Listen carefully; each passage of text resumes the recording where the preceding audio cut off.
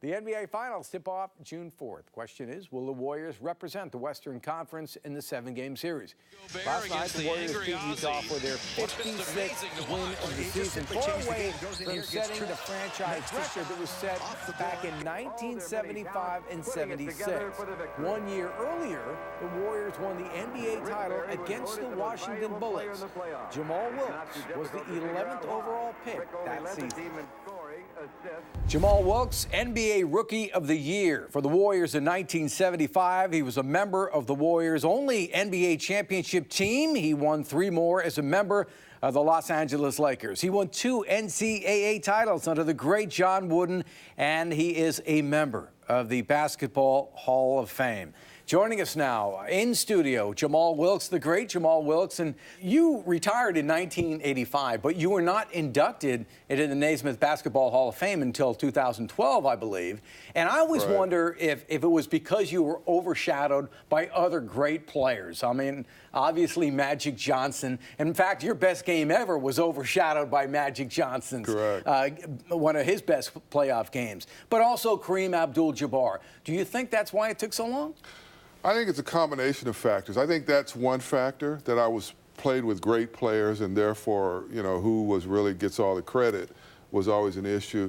I think also the fact that I played in California my whole career. Great point. And I think, you know, there tends to be an East Coast bias about everything. Right. And so I think that was another factor. And then I think my style of play was understated. Smooth as silk. And purposely so. I mean, I didn't want to draw attention to myself. I wasn't into trash talking.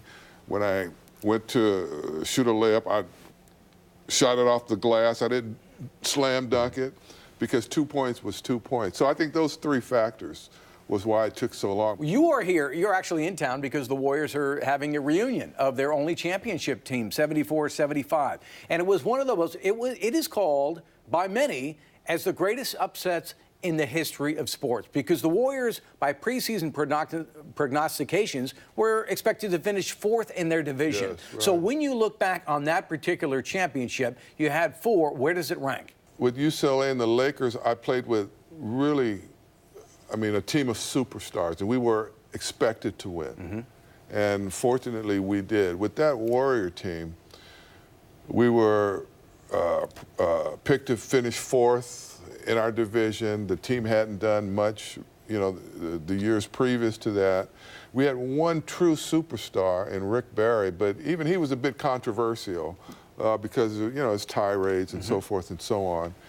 And that championship to me, is very special. We had an us versus them attitude the whole season. And Al Attles, Coach Attles, just stamped his personality on the whole team.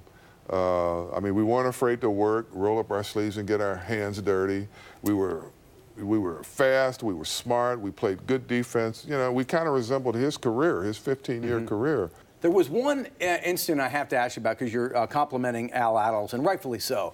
But in Game 4, in which was the game clincher, there was an incident in which the Bullets got a little over-aggressive with Rick Barry, at least Attles thought, and he comes charging out of the court, he gets in a fight, and he gets thrown out. I mean, this is the decisive game, and Attles was not there to see the finish, right? Right, but he defended his players. He defended his team, and we knew that if it got to that point, that's what Coach Attles would do. And on the one hand, we had we towed the line with him for that reason. He was known as the destroyer for a reason. And yet, and still, Dennis, he had this quality about him that really rallied everyone around him, that you wanted to win for yourself, of course, but you also wanted to win for Al Attles. I want to ask you about a book, and we were talking about it before we started. The timing is everything. Your reflections on your book, Memoirs of the Original Smooth as Silk, is my true story of being an athlete's athlete. Why did you decide to write this book? You're a motivational speaker. You're a leader in many ways. formerly on the court and definitely off the court. What was the inspiration? Well, over the years, many fans would ask me, did I have a book? I should write a book. And they would ask me a lot of questions great questions, but like how did I develop my shot, about the 20-foot layup, about Coach Wooden, about Magic and Kareem and Rick Barry and Bill. So I started kind of thinking about it in the late 80s, and then after I got inducted to the Hall of Fame, the questions even persisted more. You need to do a book. So it was an enjoyable experience, yes. It's a pleasure to have you in. Good luck with the book, thank you so Jamaal, much. and Thank have a great time with the Warriors. Great group of guys. I'm looking forward to the fellowship, seeing all the guys and the fans, and especially this year with the team playing much like we played. Yeah, exactly. The Warriors, NBA champions? I think so. I hope so. I mean, I'm not, you know, don't ignore me. Just keep doing what you're doing. But I'm That's John Wooden advice. Very good. Okay, that's the great Jamaal Wilkes. We're going to take a timeout and come back with more on Game Day in just a moment.